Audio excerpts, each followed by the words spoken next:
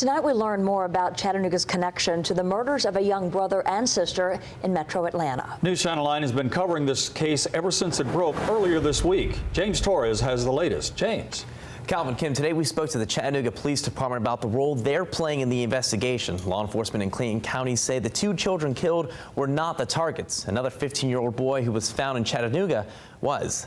After the deaths of Tatiana and Davion Coates, the children of a Clayton County mother, police in the area say a 15-year-old boy who had just moved into their home with his family was the intended target. That teen later found in Chattanooga. He's 15. We don't know how he got to Chattanooga. Clayton County authorities alerted those in Chattanooga, and once they heard of a shots fired call. This incident that occurred in Chattanooga certainly we believe is linked to the homicides that occurred here in Clayton County. Since then, Chattanooga Police Chief Fred Fletcher says he and Chief Mike Register have been working together to solve the case. He was very complimentary of the partnership that Chattanooga and Clayton have enjoyed, and was particularly complimentary of the work Chattanooga Police Department officers had done to help move his investigation forward. Both police chiefs say the gang problem is not just local. With unity between officers and citizens, they say it can be stopped. We as a combined community, a community of police officers and a community of citizens can stand together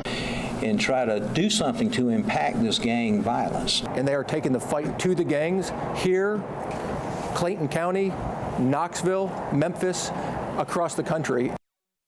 Agencies in both areas believe these crimes all have ties to the same Metro Atlanta gang. The 15-year-old remains in protective custody. Calvin. Thanks, James. A spokesperson at the Clayton County Sheriff's Department says its deputies have been stationed in the neighborhood where the home invasion took place. They've also been to Chattanooga along with the FBI. The brush fires burning hundreds of acres across the Tennessee Valley do not seem to be stopping anytime soon. That includes in Polk County, where flames scorched the side of Chilhowie Mountain. As News Channel 9's Alyssa Sperato tells us why it's becoming more and more difficult to fight every day. Forestry officials say since Sunday they've been trying to battle this what they call historic wildfire, but they say there's several factors up on that mountain that make it so hard to control the blaze. This chopper is doing what crews can't, fighting the biggest fire they've ever had to fight on Chilhowie Mountain. Paul Varnado explains why. It was in steep country, steep terrain. We couldn't get to it or access it very easily. That's when they turned to the eyes in the skies, choppers like this one and other air tanker aircraft to give them a vantage point. This is what they found.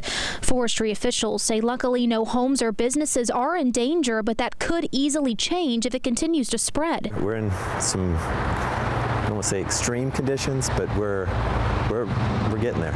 Crews believe this nearly 200-acre fire started from an unattended campfire. Varnado says the terrain is steep and dangerous for crews to work in, so they're letting the fire come to them to make it safer. In the wildland fire world, that's not uncommon. That's actually a great tool, and it's a safer tool that we typically use throughout the country. And until this fire is contained, forestry officials say they will continue to use helicopters like these